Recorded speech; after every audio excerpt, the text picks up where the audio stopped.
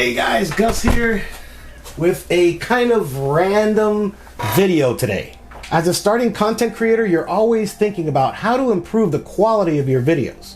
A lot of the times that means talking to the community, collaborating with other content creators, and making loyal friends to follow you on this journey. By the way, Jenny, if you're watching this video, whenever you're ready to do an interview with me on how you take professional launch photos and videos, let me know.